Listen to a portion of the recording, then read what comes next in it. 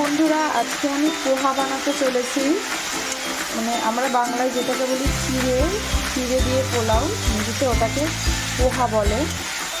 তো এই দেখো, তো পোহা বানানোর জন্য প্রথমে আমি কড়াইয়ে তেল গরম করে নিয়ে তেজপাতা, তারপরে তোমার দিয়ে দিয়েছি পেঁয়াজ কুচি, আদা কুচি, দেখো টমেটো কুচি, গাজর কুচি, কিছু হচ্ছে গিয়ে ওটাকে কী বলে, পিচ যেটাকে বলে, মটরশুঁটি, ঠিক আছে। আর একটুখানি তোমার জোয়ান ফোড়ন দিয়েছি, এই আর পেঁয়াজ কালিয়েও দিয়েছি, যেটাকে ইংরেজিতে বলে স্প্রিং অনিয়ন।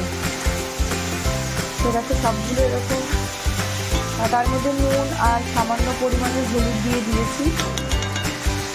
তো এটা হচ্ছে সিদ্ধ করার জন্য একটুখানি রেখে দেবো, ঢাকা দিয়ে রেখে দেবো, সিদ্ধ হতে থাকবে, তো সিদ্ধ করার প্রয়োজন আছে। তো দেখো, আমি পোহাটা তোমার জলে নুন দিয়ে ভিজিয়ে রেখে দিয়েছি। তো দেখো এরকম ঝুড়ো ঝুড়ো হয়ে গেছে, আরও ঝুড়ো ঝুড়ো হয়ে যাবে। তো দেখতে থাকো। বাদাম ভেজে নিয়েছি, কাঁচা বাদাম তেলে ভেজে নিয়েছি, ধনে পাতা নিয়ে নিয়েছি, এই যে ধনে পাতা ওটা দেবো শেষে গার্নিশ করবো। তো বন্ধুরা দেখো, আমার এই সবজিগুলো ভাজা হয়ে গেছে। তো এর মধ্যে এবার একে একে দিয়ে দেবো পোহাটা। একটু পোহাগুলো দিয়ে দিচ্ছি।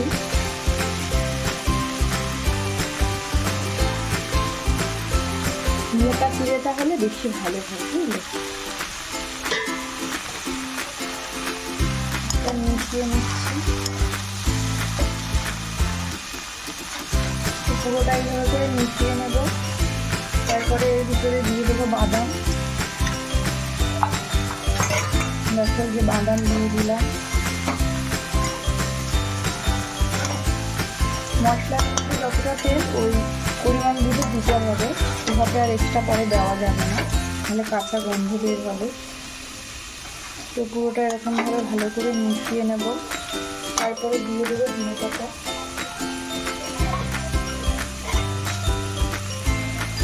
ধনে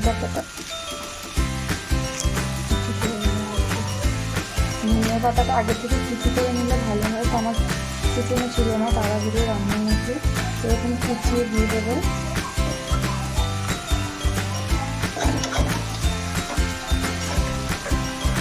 ধনে পাতা দেওয়া হয়ে গেছে দেখছো। এবার দেবো লেবু, টক ঝাল মিষ্টি হবে। এবার দিয়ে দেবো চিনি, চিনিটার জন্য একটু মিষ্টি মিষ্টি হবে, এটা মাটি। তো দেখো কত সুন্দর হয়েছে দেখতে, খেতেও দারুণ হবে বন্ধুরা, রিভিউ দেখাবো। তো দেখো, এই হচ্ছে তোমার পোহা রেসিপি।